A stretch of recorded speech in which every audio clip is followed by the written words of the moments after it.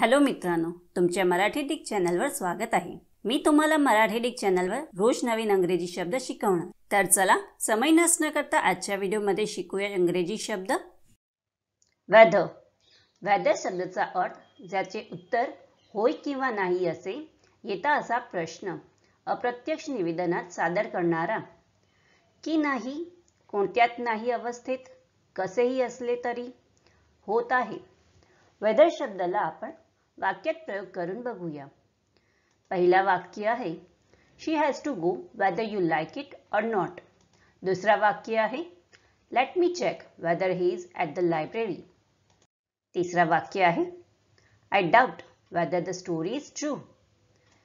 चौथा आहे we don't know whether he is alive or dead.